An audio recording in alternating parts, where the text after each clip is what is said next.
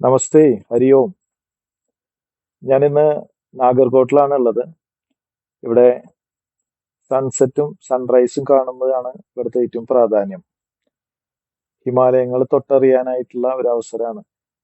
അപ്പോ ഇവിടെ വന്നപ്പോഴാണ് എനിക്കൊരു തിരിച്ചറിവും അത് ബോധ്യമായത്.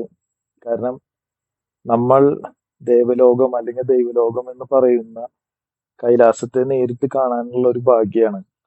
അവിടെ സൂര്യോദയ സമയത്തും സൂര്യാസ്തമയ സമയത്തും അവിടെ വരുന്ന ആ സൂര്യപ്രകാശത്തിലൂടെ അവിടെ ഒരു പോസിറ്റീവ് എനർജി ഉണ്ടാവുകയും ആ എനർജിയാണ് നമ്മൾ ലോകം മുഴുവനായിട്ട് സ്പ്രെഡ് ആവുന്നത്. അതാണ് നമ്മൾ ഈ കാലത്തും വൈകിട്ടും വീട്ടുകളിൽ വിളക്ക് വയ്ക്കുന്നതും അമ്പലങ്ങള് കാലത്തും വൈകിട്ടുമായിട്ട് നട തുറക്കുന്നതും നട അടയ്ക്കുന്നതും. ചില ക്ഷേത്രങ്ങളിലൊക്കെ സൂര്യോദയത്തിനെ നോക്കിയിട്ടാണ് നേരത്തെ നട തുറക്കലൊക്കെ ഉണ്ടാവുന്നത്. അപ്പൊ നമ്മുടെ ഈ ഹിമാലയത്തിലേക്ക് വരുമ്പോഴാണ് ഈ പോസിറ്റീവ് എനർജിയാണ് ഈ ലോകം മുഴുവനായിട്ട് സ്പ്രെഡ് ചെയ്യുന്നത്. സൂര്യന്റെ പ്രകാശത്തിലൂടെയാണ് അവിടെ പോസിറ്റീവ് എനർജി ഉണ്ടാവുന്നത്. അപ്പൊ നമ്മുടെ വീട്ടുകളിലൊക്കെ ഈ ഇവിടത്തെ സമയം നോക്കിയിട്ട് വേണം നമ്മൾ വിളക്ക് വെക്കുന്നതും വിളക്ക് കെടുത്തുന്നതും ഒക്കെ ഉപയോഗിക്കേണ്ടത്.